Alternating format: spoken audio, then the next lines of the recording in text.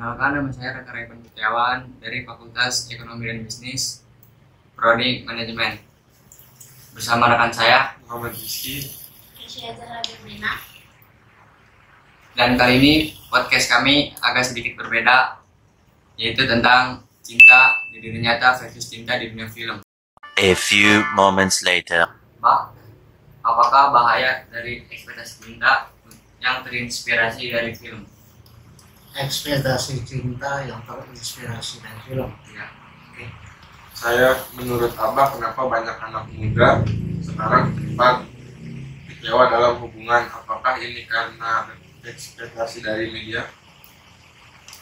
Siapa yang ekspektasi? Ekspektasi tentunya dari yang bersangkutan, bukan dari media. Kenapa? Gara-gara ada media, kemudian jadi yang putus asa, apa putus cinta itu? Oke. Menurut Aga, kenapa sih cinta di film jauh lebih indah dibandingkan cinta di dunia nyata? Kalau cinta di film jelek, wah siapa mau nonton? Wah, otomatis lah di film itu dibuat seindah mungkin ya. Kalau dibuat filmnya nggak menarik ya bagus itu film. Baik, pertanyaan-pertanyaan yang bagus. Jadi sebelum kita bahas tentang cinta di dunia nyata maupun di dalam fiksi, yaitu di film-film, kita tahu dulu sendiri. Kamu anak muda kan, apa sih cinta? Cinta menurut kamu apa? Cinta itu yang memberikan kasih sayang. Cinta itu memberikan kasih sayang. Oke. Cinta itu apa? Dan memberikan kenyamanan. Hah? Memberikan kenyamanan? Iya. Wah, apaan? Banyak orang pacaran baru berantem mulu. Ya. Cinta itu bentuk kasih sayang seseorang pada kita. Bentuk kasih sayang. Oke, cinta itu kan macam-macam ya. Pertama sekali cinta orang tua kepada anak, ya kan?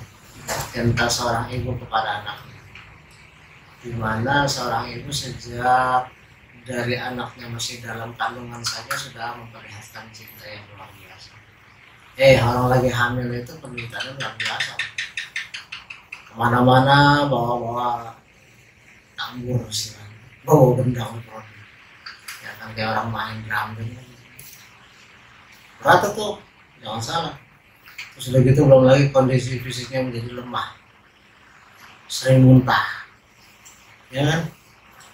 Terus kemudian sering badannya merasa nggak enak. Berarti karena rasa cintanya si ibu itu rela mengorbankan perasaannya, kenyamanannya, demi melindungi anak yang ada dalam kandungan. Begitu si anak itu dalam kandungan sudah cukup umur, sekitar 9 bulan, itu bukan berakhir tuh penderitaan, tambah berat. Kenapa? Dia juga harus meregang nyawa. Banyak orang yang meninggal dunia ketika melahirkan. Banyak itu kasusnya. Ya. Kadang-kadang antara pilihannya anaknya yang meninggal atau dia yang meninggal. Kadang-kadang dua-duanya. Walaupun lebih banyak yang dua-duanya selamat, alhamdulillah. Tapi artinya begitu anak itu sudah mencapai usia yang cukup untuk dilahirkan, itu penderitaan ibu itu semakin memuncak, sehingga dia harus bersiap antara dua pilihannya, dia atau anaknya yang kurang kuat. Begitu anak itu lahir, dia juga nggak makin ringan, kan dia harus banget baik, ya kan, harus rela bangun tengah malam ketika anaknya tiba-tiba saja nangis, ya kan, haus. Dia juga harus rela untuk membersihkan kotorannya tiap saat anaknya bisa pipis, bisa BAB, ya kan.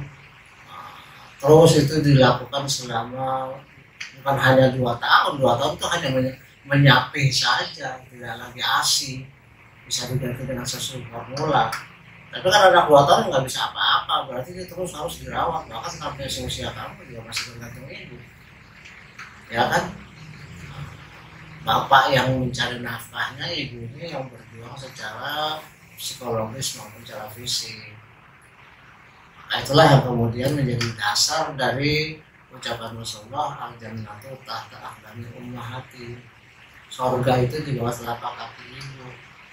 Artinya karena ibu sudah berjuang sejak kamu mulai ada di dalam kandungan sampai cukup usia dalam kandungan, sampai dilahirkan, bahkan sampai kamu dewasa. Terus saja ibu kamu itu nggak pernah berhenti berjuang. Ya, makanya kemudian suatu saat ketika saya sendiri misalnya, saya dengar ibu dari anak-anak saya suka ngomong, si Anu lu masih ada di rumah, si Anu mau udah pulang. Pikir oleh saya berarti anak saya ini pergi nggak pamit, pulang nggak datang lagi, nggak saling lagi. Saya tegur langsung, emang kamu nggak suka pamit? Emang kamu kalau pulang kerja itu kemudian masuk kamar sendiri nggak temani dulu? Nggak boleh kayak gitu sebenarnya. Orang pertama yang nungguin kamu pulang itu bukan pacar kamu, bukan suami kamu, bukan istri kamu, tapi ibu kamu.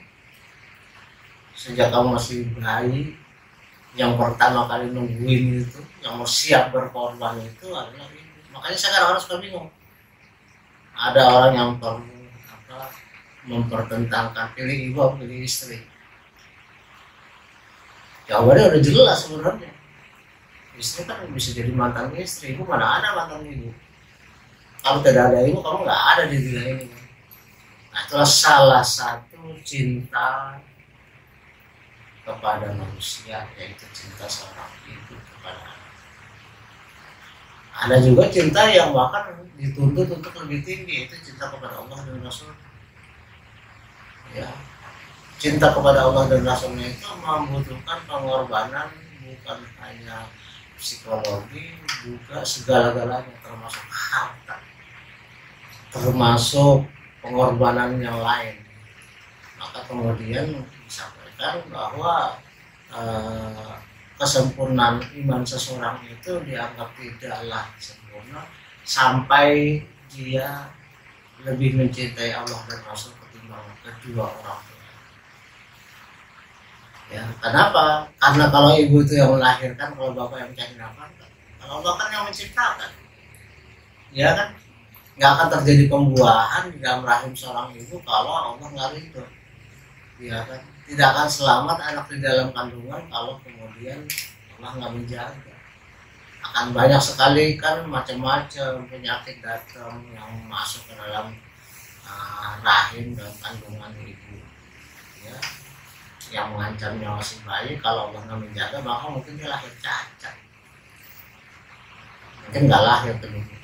Nah, itulah kemudian cinta kepada Allah dan Rasul diminta untuk lebih tinggi dan cinta kepada Allah. Cinta berikutnya, cinta dunia. Cinta dunia artinya kita itu ini banget dengan dunia, tergila-gila sehingga kemudian kita seolah-olah segala-galanya kita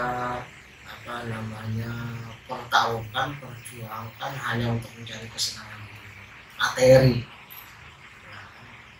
Sementara kita jadi mengabaikan kehidupan yang akan datang. Itu namanya cinta dunia. Cinta dunia takut mati, takut meninggalkan semua kemewahan. Cinta apa lagi? Cinta jabatan. Ada orang yang pengen jadi pejabat kemudian sampai mengorbankan segala-galanya.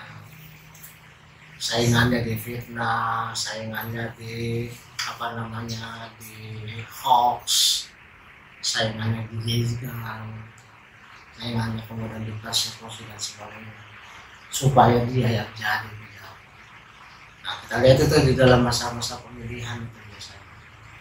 Saking cintanya dia kepada kursi yang dia incar, maka dia rela untuk mengorbankan orang lain. Cinta berikutnya ya seperti Anda remaja ketahui, cinta antara seorang laki-laki kepada seorang perempuan. Tapi zaman sudah berkembang nih, sekarang bukan cintanya laki-laki kepada perempuan, cinta laki kepada laki juga ada, cinta perempuan kepada perempuan juga ada. Itu nggak penyimpangan. Yang normal adalah cinta seorang laki-laki kepada perempuan. Yang pertama dalam Islam dijelaskan bahwa cinta itu pertama harus ditujukan kepada orang yang seiman. Ya, artinya jangan kita mencintai orang yang berbeda agama. Itu nomor satu. Jangan terbawa dengan informasi yang ada sekarang di media sosial seolah-olah masalah agama itu masalah kecil, kita bisa nikah dengan beda agama. Jangan. Karena dalam Al-Quran udah jelas ya, orang-orang yang musyrik itu jangan kamu nikahi meskipun mereka itu memikat kamu, mungkin karena dia cantik, mungkin dia kaya raya, mungkin dia pintar dan sebagainya, tapi kemudian dia musyrik, dia menyembah selain Allah, ada lagi yang lain. Itu Al-Quran memerintahkan kita jangan didekati. Yang perempuan jangan mencari jodoh yang musyrik, yang laki-laki jangan mencari wanita yang musyrik. Bahkan disebutkan bahwa budak-budak itu lebih baik buat kamu daripada orang-orang musyrik.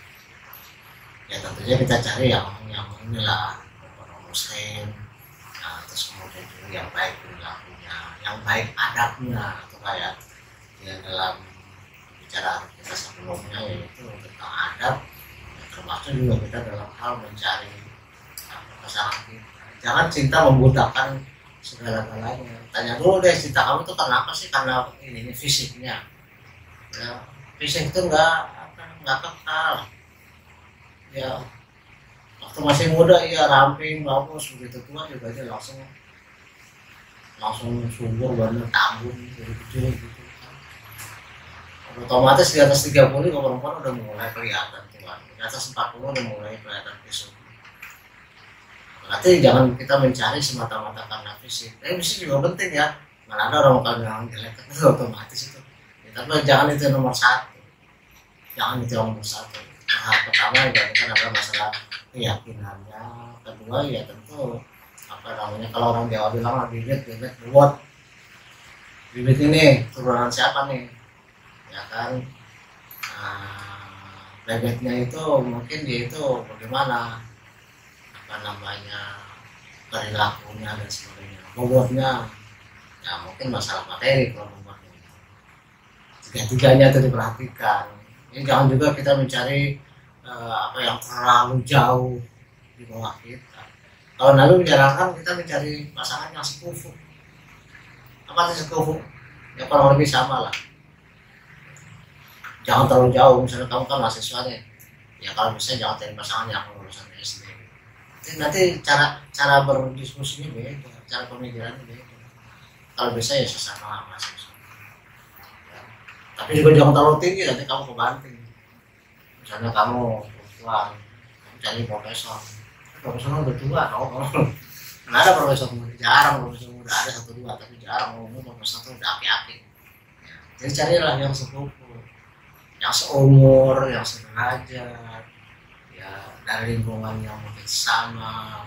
Ya bisa lah kita itu jangan sampai, kan kita tahu bahwa perkawinan itu kan menyatukan dua pikiran, dua kultur, dua kebiasaan dan sebagainya. Kalau terlalu banyak variabel yang berbeda kan banyak berantemnya, ya kan banyak berantemnya kalau banyak variabel yang berbeda. Tapi kalau variabel yang berbeda itu dikurangi, ya insya Allah lebih mudah untuk.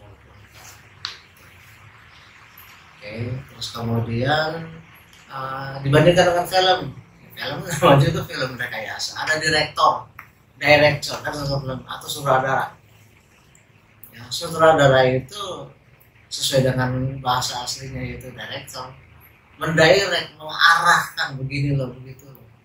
Kamu harus begini, kamu harus begitu, kamu jangan begini, kamu jangan begitu. Gitu, ada patokannya, itu skenario-nya.